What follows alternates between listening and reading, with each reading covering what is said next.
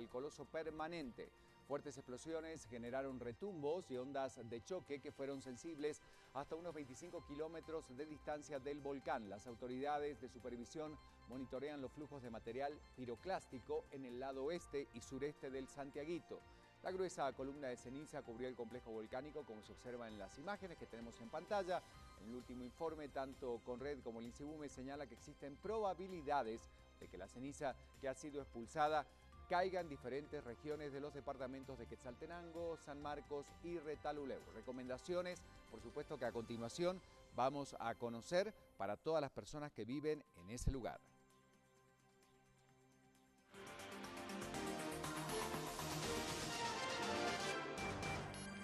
Bueno, dos temas para abordar esta mañana con David de León, vocero de la Conred. David, buenos días. Primero, la situación del volcán Santiaguito, qué pasó este fin de semana y cómo amanece hoy este volcán. Buen día, te escuchamos. Adelante. Buenos días, Ricardo. Así es, este volcán que durante los últimos 15 días ha tenido esta serie de explosiones, pero la semana anterior, el día jueves, y luego también ayer en horas de la mañana, generaba algún tipo de alerta o aviso en las autoridades directamente en áreas cercanas, como el caso de Quetzaltenango. Sectores en Quetzaltenango, en la ciudad de Quetzaltenango, reportaban haber escuchado la explosión bastante fuerte que estuvo y que, pues a través de las imágenes que ustedes están presentando, las fotografías, identifican esta columna que se elevó alrededor de los 6.000 metros sobre el nivel del mar, y por la misma condición del viento que estábamos, o que estamos teniendo, mejor dicho, en el territorio guatemalteco, puede dispersarse a lo largo en sectores aledaños, tanto de Quetzaltenango, sectores de Retalhuleu y en las comunidades siempre aledañas. Hasta este momento la actividad se puede considerar aún en parámetros normales, de acuerdo con lo que INSIBUME ha dado a conocer, aunque sí ha generado este tipo de explosiones que se presentan y que luego pues el volcán regresa a la actividad propia, a la actividad normal con explosiones débiles, pero el monitoreo es constante, se mantiene, personal de INSIBUME pues informándonos de cualquier situación y personal de Conred también verificando con autoridades cercanas sobre la condición y también sobre las explosiones que está generando el volcán. La verdad que sí, es la situación que debemos tomar en cuenta, por supuesto, sobre todo para las próximas horas. Y en relación a las temperaturas, ¿qué podremos decir? Porque se habla, por supuesto, de que más frío podría estar afectando esta semana a nuestro país. ¿Qué hay al respecto, David? Aquí, Ricardo, esta mañana pues a 10 grados centígrados nos encontramos, aunque la sensación es de 6 grados acá en la ciudad de Guatemala. Se esperaría por lo menos mañana, aún continúa esta situación. El día miércoles podríamos tener pues condiciones, tal vez ya aumentando la temperatura, pero sí se esperaría, de acuerdo con el pronóstico, para mañana una mínima de 8 grados centígrados acá en la ciudad de Guatemala. Quiere decir que vamos a tener estas condiciones aún frías durante estos próximas 48 horas, y pedirle a la población pues tomar en cuenta esa situación porque hay mucho viento y eso genera también que la sensación de frío sea mucho menor y por lo tanto es necesario cubrir vías respiratorias para evitar algún tipo de enfermedades broncorrespiratorias también que se puedan presentar. Hasta el miércoles, jueves, podríamos tener entonces esta sensación de inestabilidad. Digo inestabilidad por el frío que se está sintiendo en la ciudad.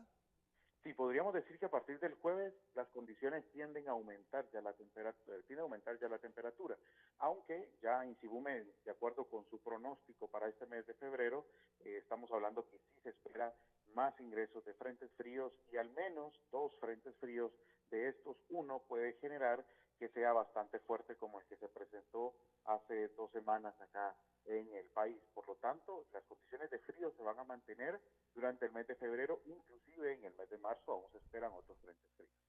Muchísimas gracias, David León, vocero de la Conred. Ahí tenía usted parte del reporte. Dos temas importantes, la erupción del volcán Santiaguito y sobre todo el tema de las temperaturas en nuestro país.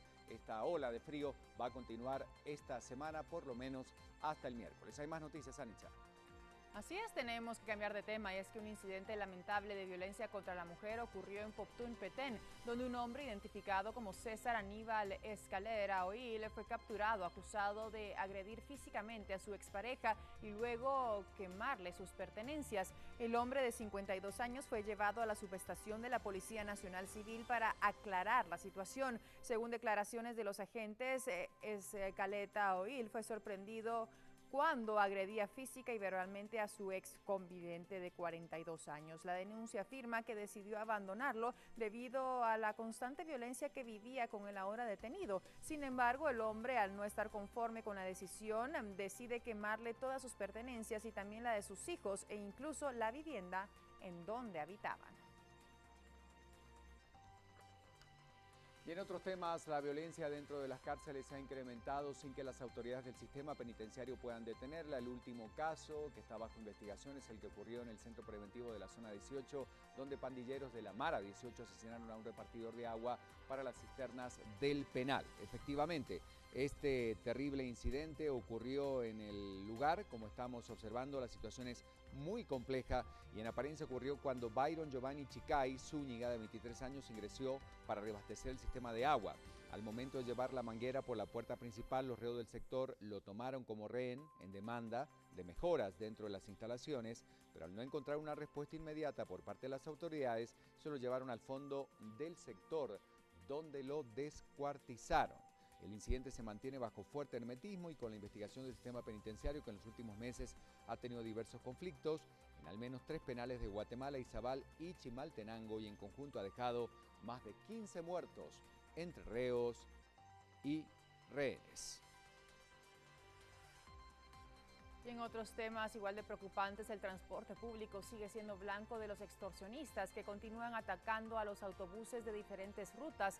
Esto enluta a las familias guatemaltecas y continúa también afectando a los usuarios. Según las estadísticas, en los últimos 4 años se reportan por lo menos 1.270 fallecidos entre pilotos, ayudantes y usuarios de transporte público. Según datos de la Policía Nacional Civil, entre el 1 de enero y el 1 de febrero de este año fueron capturadas 32 personas por el delito de extorsión, la mayoría de ellas intimidando y exigiendo pagos mensuales a pilotos del transporte público, esto incluyendo buses urbanos, extraurbanos, microbuses, taxis, bicitaxis y mototaxis. Según datos dados por la Defensoría del Usuario del Transporte Público de la Procuraduría de los Derechos Humanos, más de 1.270 personas han perdido la vida en manos de estos criminales entre el 2012 y 2016. Bueno, y la familia de José Francisco Jax, abogado del Sindicato de Trabajadores del Congreso de la República y fiscal suplente del Partido Unión del Cambio Nacional, además primo del recién electo diputado Fernando Jax, solicitan apoyo del Ministerio Público para dar con los responsables del secuestro y la muerte del jurista, cuyo cuerpo fue encontrado en carretera al Atlántico tras permanecer desaparecido por 3 días. El abogado José Francisco Yash dio una conferencia de prensa tras su asesinato. Marcos Fernando Yash, diputado y primo hermano del fallecido, exigió justicia y pidió al Ministerio Público que el crimen sea esclarecido y que se conforme una comisión para la investigación, además de pedir al Congreso la reforma del Código Penal. Francisco Yash, que fue abogado del exdiputado Rubén Darío Morales, fue secuestrado el miércoles pasado y su cuerpo fue hallado el viernes envuelto en una sábana con las manos y pies atados y con señales de estrangulamiento. En otros temas, y pese a que la Caravana del Zorro contaba con nuevas normativas para prevenir incidentes, la edición número 55 de nuevo reporta lamentables decesos. Al menos 3 personas fallecieron en la peregrinación sobre ruedas hacia Esquipulas, en Chiquimula, en búsqueda del escenario principal, la Basílica del Cristo Negro. 2 de los decesos se registraron en un accidente en el kilómetro 209, ruta Esquipulas-Chiquimula. En el lugar fallecieron 2 primos originarios del barrio El Molino de Chiquimula. El otro incidente ocurrió en la fragua San Jorge Zacapa, donde falleció otra persona más. Otro accidente dejó un motorista herido y ocurrió en el kilómetro 31 frente al balneario de Aguascalientes. El peregrino fue auxiliado por sus propios compañeros, quienes también reportaron incidentes menores en todo el trayecto.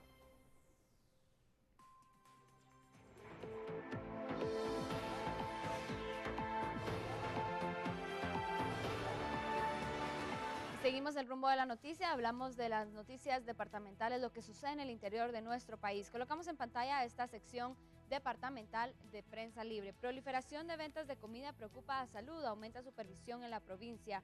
Comercios causan desorden vehicular y obstruyen pasos peatonales. Las ventas de alimentos en la vía pública han proliferado en la provincia como alternativa de ahorro para el bolsillo de los consumidores, pero también representa un riesgo para la salud cuando hay falta de higiene y además causan desorden vehicular y obstaculizan el tránsito de pobladoras, es lo que dice la noticia, la puede encontrar en Prensa Libre. Y vamos ahora a noticias departamentales. En Retaluleu, las autoridades mantienen el nivel de alerta ante la llegada del virus del Zika. En ese departamento del sur guatemalteco se confirman los 3 primeros casos que fueron confirmados por el Laboratorio Nacional que se ubica en la ciudad capital.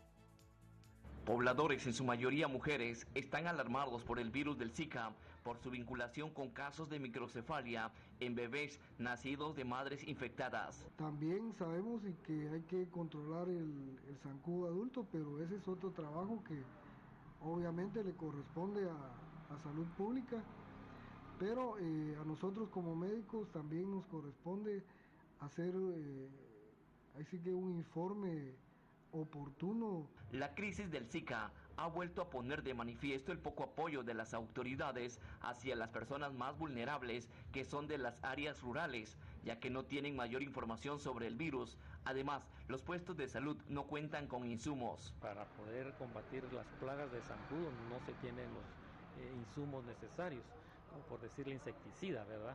Entonces esto preocupa porque yo he recibido quejas de algunos distritos donde no tiene. Entonces, para poder hacer algunas actividades de trabajo en las comunidades no existe suficiente recurso.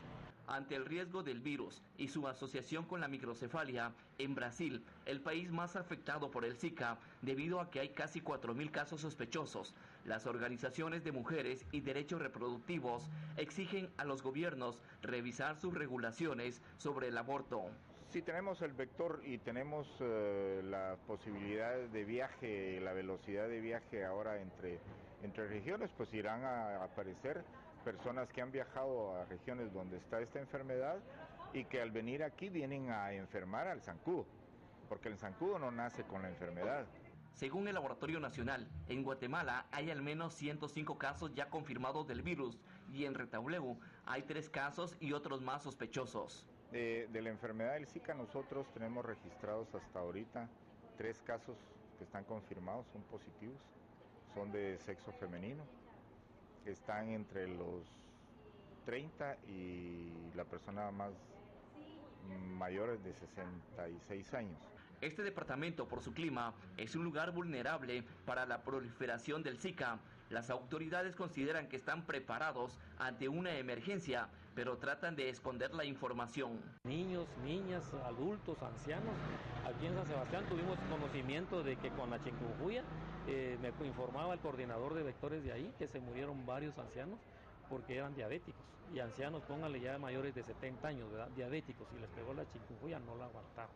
Los Centros para el Control y Prevención de Enfermedades en Estados Unidos ya confirmaron recientemente el primer caso de Zika. El paciente fue infectado tras tener relaciones sexuales con una persona quien había regresado de un país donde el Zika está presente. 6 de la mañana con 9 minutos. Continuamos con más información y más noticias en BLN. Muchas gracias por la información, Lorena.